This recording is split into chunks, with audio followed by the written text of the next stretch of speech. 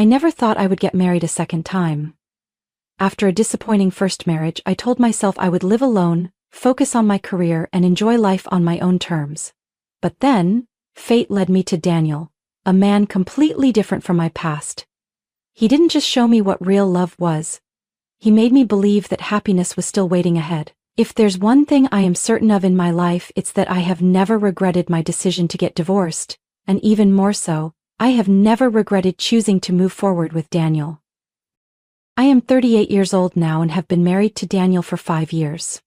We don't have children, but that has never been an issue between us. Instead, we cherish our marriage in our own way, always making time for each other no matter how busy life gets. Daniel is a man of his word. He has never missed any of our date nights. Every month on our small anniversaries, he plans something special. Sometimes it's a simple dinner at home with wine and candles. Other times it's a short getaway to the seaside, a place I love. With Daniel, I always feel valued, something I never truly experienced in my first marriage. Tonight is no exception. Daniel made a reservation at an upscale restaurant right by the San Francisco Bay. He told me the place had a breathtaking view of the ocean, with twinkling lights reflecting off the water as night falls. I had been looking forward to it all week, not just because of the restaurant but because I knew that being with Daniel would make everything feel special. I once thought love was a luxury that wasn't meant for me, but perhaps I was wrong. That evening, the restaurant Daniel had chosen was even more beautiful than I had imagined. Perched on a cliff overlooking the bay, it was surrounded by large glass windows, reflecting the warm glow of golden lights. Elegant white tablecloths covered every table, with flickering candles adding to the ambiance. The soft melody of a piano played in the background, making the atmosphere even more romantic. I gazed at Daniel across the table, his eyes filled with the familiar warmth as he poured me a glass of wine. "Do you like it?" Daniel smiled, his voice deep and gentle. "I love it," I replied, unable to hide my happiness. We enjoyed our dinner, our conversations flowing effortlessly. Daniel always knew how to make me feel at ease and appreciate every moment together. I thought tonight would be perfect, a peaceful anniversary celebration, untouched by the past. But fate always seems to have a way of testing people. As we neared the end of our meal, Daniel stood up, gently kissing my forehead before stepping away. "I'll be right back. Wait here for me." He left the table to head to the restroom, while I turned toward the large glass window, letting myself get lost in the beauty of the ocean at night. I didn't know how long I had been staring, lost in thought, until a familiar yet distant voice spoke from behind me. "Still love watching the ocean, huh? But for someone like you, no matter how beautiful the sea is, it won't change reality." My entire body froze. A chill ran down my spine as I slowly turned my head. And then I saw him. Jim Turner. The man I once called my husband 10 years ago. He sat down right in the seat Daniel had just left, as if it belonged to him.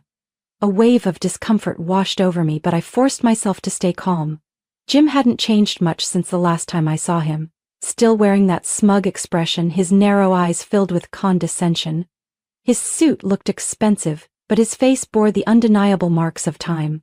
He no longer had the sharp, confident appearance he once did. I crossed my arms and kept my voice steady. "It's been a long time, Jim." Jim scoffed. "Ha, I never thought I'd run into you in a place like this. So, you can actually afford a fancy restaurant?" He glanced around before leaning back in his chair, smirking. "Or is this a special occasion? A once-a-year anniversary dinner you had to save up for?" I exhaled, feeling nothing but pure disgust. He was still the same. Still looking down on me. Still acting as if he were somehow superior, even though we had long ceased to be a part of each other's lives. "That's unfortunate, Jim, but you're wrong." I offered him a small, knowing smile, meeting his gaze directly. "I'm here because my husband wanted to bring me, not because I had to save up, and certainly not because I couldn't afford it." Jim let out a loud laugh, shaking his head. "Your husband, huh? Some average nobody? Don't tell me you were dumb enough to marry another broke guy." I didn't respond, only looking at him with unwavering calm. Jim, emboldened by my silence, leaned forward, crossing his arms. His voice dripped with mockery. "What is it? Don't tell me you're still wearing cheap clothes like before, or maybe your new husband isn't any better than me, just barely scraping by. bringing you here once and then dragging you back to a miserable life? I remained silent, but deep inside, a slow-burning anger was beginning to rise. I didn't regret leaving this man, but I despised the way he continued to treat me like a joke. I glanced toward the restroom, hoping Daniel would return soon, but just at that moment, Jim let out a chuckle. Or maybe, he said slowly, his eyes gleaming with mockery, you still haven't told him about your past? About the fact that you were once married to Jim Turner, a successful man? I narrowed my eyes. Successful? I let out a laugh, unable to hold it back. Really? Are you still a successful man? If that's the case, where's your wife? Or are you out here alone, hunting down old flames to vent your frustrations? Jim clenched his jaw, his expression darkening for a brief moment. But before he could respond, a deep, steady voice spoke from right behind me. Excuse me, but you're sitting in my seat. I looked up. Daniel stood there, his face calm, though his sharp gaze was clearly assessing the situation. And from the way he was looking at Jim, I knew. This wasn't over yet. Daniel pulled out his chair and sat down beside me, his eyes briefly scanning Jim with a cool indifference. I could see his composure, but I also knew that Daniel wasn't the type to tolerate disrespect easily. Jim leaned back in his chair, crossing his arms over his chest with a smirk. Oh, so this is your husband? He slowly looked Daniel up and down before scoffing. He looks decent, I guess, but let me guess, he's not exactly wealthy, is he? Just another average office worker, right? Daniel didn't respond immediately. He simply took a sip of his wine, then set the glass down on the table, his gaze sharp but his tone steady. I don't think I need to prove anything to you. Jim burst into laughter, dripping with sarcasm. Oh, you're smooth, I'll give you that. But let's be real here. I know exactly what kind of woman Sandra is. She never had anything of her own. If you married her, that must mean you're not much better off yourself. I tightened my grip around my wine glass. Not because Jim's words hurt me, because they didn't. But because he still had that same attitude, still saw me as someone beneath him, even after all these years. Jim tilted his chin up, his voice full of arrogance. I'm different. I come here all the time. This restaurant is one of my favorites, not just some place I visit on rare occasions. He turned to me slowly, his smug grin widening. You must have saved up quite a bit just to be here tonight, huh? I didn't respond, only staring at him in silence. But Daniel calmly placed his hand on the table, his voice still composed yet filled with meaning. You say you come here often? Of course, Jim leaned back with a shrug. Unlike you two, I can come here any time I want. I make enough money to enjoy the finer things in life without worrying about it. At that moment, a woman approached our table. I recognized her immediately. Monica, the woman Jim had left me for. But now she no longer had the glow of the past. Her face was etched with exhaustion, her skin had lost its youthful vibrancy, and her eyes were filled with tension. The dress she wore seemed elegant but no longer fit properly, as if it had been bought years ago. Monica placed a bill on the table in front of Jim, her voice sharp. They said you need to pay now. Jim flinched slightly but quickly regained his arrogance. He pulled out his wallet, though his movements were slow, as if he was calculating something. Daniel glanced at me, then leaned in slightly, speaking just loud enough for me to hear. Do you really think he comes here often? I didn't answer, but a small smile played on my lips. Jim handed his credit card to Monica, who passed it to the server. The server, however, hesitated before looking at him apologetically. I'm sorry, but this card has been declined. Jim's face darkened immediately. Monica crossed her arms, glaring at him. You said you come here all the time. Why is your card declined? Jim stammered awkwardly. Maybe there's an issue with the bank. Let me try another card. But just as he pulled out a second card, Daniel let out a quiet chuckle. Seems like things aren't quite as you claimed, huh? Jim shot Daniel a glare, but he had no comeback. I could see his hand clenching tightly, as if trying to suppress his frustration. Monica let out a tired sigh, shaking her head. This is the last time I go out with you. She turned and walked away, leaving Jim sitting there, stunned and humiliated. I leaned back in my chair, slowly lifting my wineglass to take a sip. So, you said you come here often? Looks like tonight was an exception then. Jim gritted his teeth but had nothing to say. Daniel simply smiled, then placed his hand on the table. Our dinner is finished, my love. He looked at me, his gaze gentle. Shall we go? I nodded, rising to my feet alongside Daniel. Jim remained seated, watching us leave. and for the first time in years I felt completely free from the shadow of my past.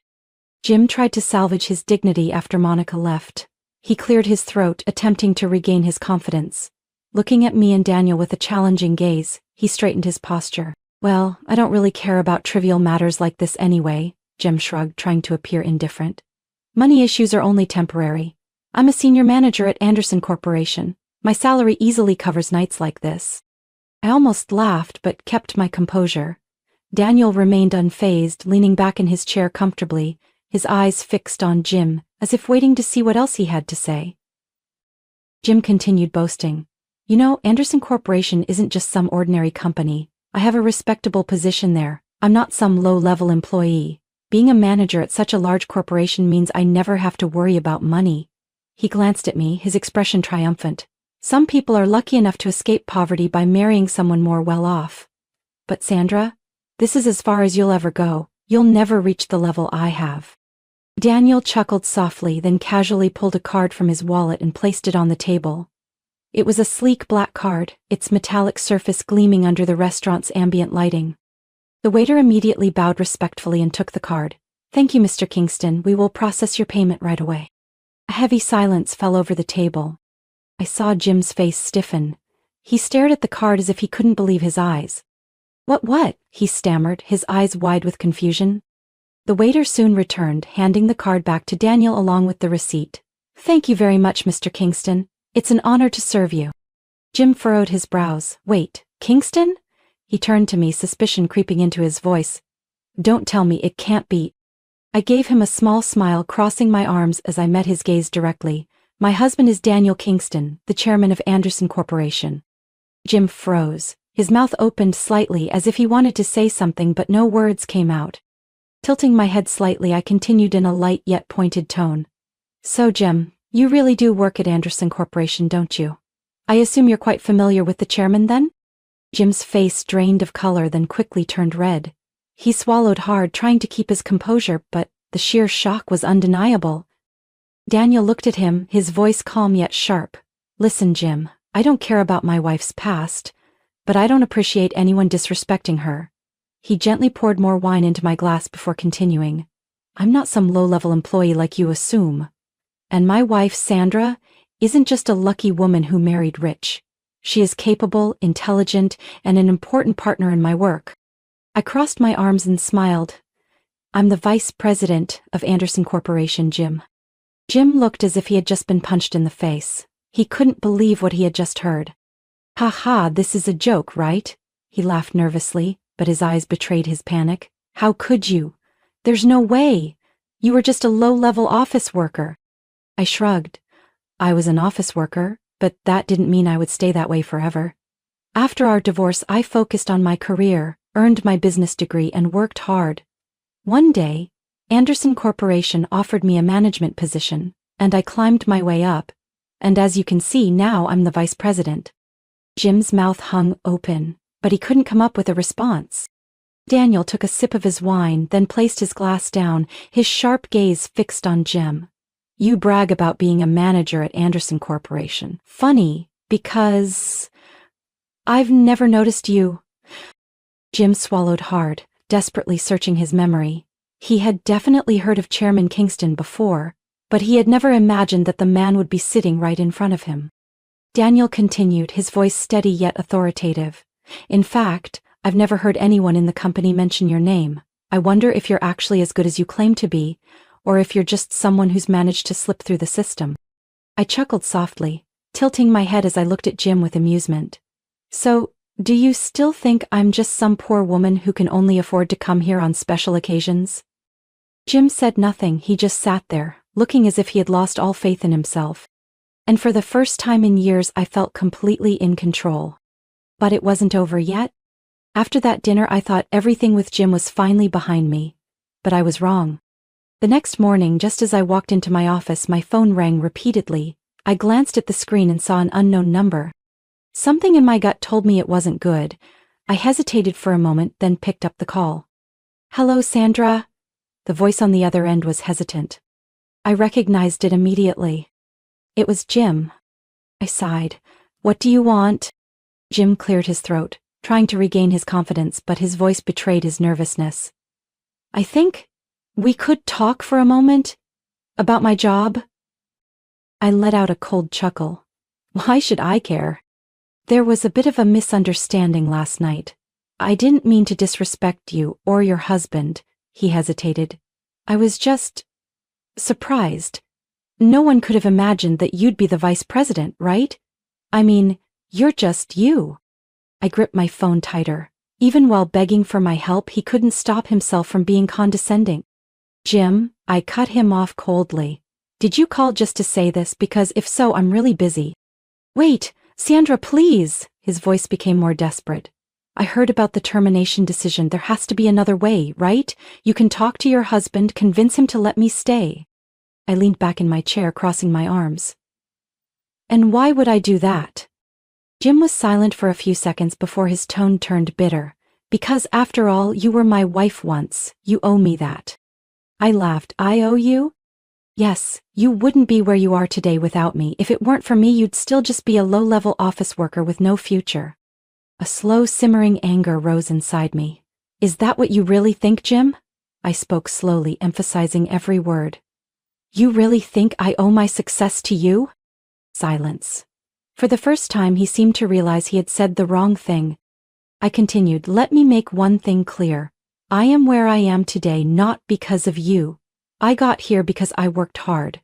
Because I refused to let anyone, including you, define my worth. And you still don't realize the most important thing. What? Jim asked, his voice now laced with unease. You're not being fired because of last night. You're being fired because of your attitude, because of how you treat your colleagues, and because of your degrading remarks about women in the company. My voice was sharp as a blade. This was bound to happen sooner or later. You have no one to blame but yourself. No, Sandra, please. His voice broke, desperation creeping in. I know I messed up. I didn't mean to. That's just how I talk. You know me, right? I was just exaggerating a little. I shook my head even though he couldn't see me. No, Jim, you weren't just exaggerating a little. You disrespected me, you disrespected the women in the company, and now you're facing the consequences. He panted, as if desperately searching for a final excuse. Daniel is there, isn't he? He asked quickly. Let me talk to him, I can explain. I scoffed. Do you really think my husband will listen to you after everything you've said? Jim was desperate. Please, Sandra, I'm going to lose everything. I can't lose this job. I sighed, then responded coldly, then you should have thought about that before opening your mouth and insulting people. And with that I hung up. A few minutes later I walked into the conference room where Daniel was reviewing a stack of documents. He looked up as soon as he saw me, as if he already knew what had happened. Jim called you, didn't he? His voice was calm. I nodded. He begged me to help him keep his job. Daniel leaned back in his chair, exhaling slowly. I figured he would. I shrugged. He still doesn't see his mistakes. Daniel nodded, then picked up his pen and signed the document in front of him. Then let him learn this lesson the hard way. I glanced at the paper. Jim's termination order. And for the first time in years, I felt completely at peace. But Daniel didn't fire Jim immediately. Instead, he made a decision I hadn't expected. He reassigned Jim to the Ohio branch. I knew about that branch. It was a tiny office in a remote town, nearly forgotten by the corporation. There, Jim wouldn't have a large team, no opportunities for advancement, and most importantly, no authority to exploit. When Jim received the reassignment notice, he reacted furiously. No, I can't go there, he practically shouted during his meeting with HR. I'm a senior manager, you can't send me to some place like that. Daniel simply looked at him, his expression cold and unyielding. You have two choices, Jim. Either you accept the transfer or you resign. The decision is yours. Jim clenched his fists, his jaw tightening, but he had no other option. A few weeks later I heard that Jim and Monica had moved to Ohio. Life there was anything but easy for them. No more upscale restaurants, no more lavish parties, and no one for Jim to assert his false sense of power over. He was isolated, stuck in a tiny office with only one subordinate, where his job consisted of nothing but dull reports and meaningless meetings with local clients. Monica couldn't take it. After just 4 months, she packed her bags and returned to the city. You told me we'd have a better life, she shouted before boarding her one-way flight out of Ohio. "You said you were a successful man, but you're nothing but a failure." Jim tried to hold on to his job, but it wasn't long before he realized there was no way back to his former position. No one at the headquarters remembered him, and no one cared about his complaints. He had been completely forgotten. After a year of enduring a meaningless existence in Ohio, Jim finally submitted his resignation. He thought that with his experience he would easily land a better job. But the real world didn't work the way he imagined. No company wanted to hire a former manager who had been reassigned under suspicious circumstances. No reputable firm would take on someone with such a questionable track record. Slowly, his savings dwindled. Jim was forced to move into a rundown apartment in the suburbs where he had to face the bitter reality: he had lost everything. The only job he could find was a night shift at a convenience store, where he stood behind the counter watching customers come and go, none of whom recognized or cared about him. A man who once bragged about his power and status was now just a quiet store clerk, sweeping the floors at 3 in the morning. Unlike Jim, my life had never been better. Daniel continued to be the husband I was endlessly grateful to have met. Not only was he a successful man, but he was also kind, protective, and cherished me in a way Jim never had. No matter how busy he was, he always made time for our monthly date nights. Sometimes it was a quiet dinner at a cozy little restaurant we loved. Other times it was a weekend getaway to Napa Valley, just the two of us, sipping wine and having endless conversations. I know I made the right decision when I walked away from Jim. There are moments in life when we must face our past, but what truly matters is not looking back with regret. It's moving forward. I moved forward, and I am happy. As for Jim, he was left behind. Sandra's story is not just a lesson in love and happiness, it is proof that a person's worth is not defined by their past or their background, but by their determination to rise above it. Jim represents those who are arrogant, who look down on others, never realizing that the world does not wait for them. In contrast, Sandra stands for those who have the courage to walk away from toxic situations and reclaim their own worth.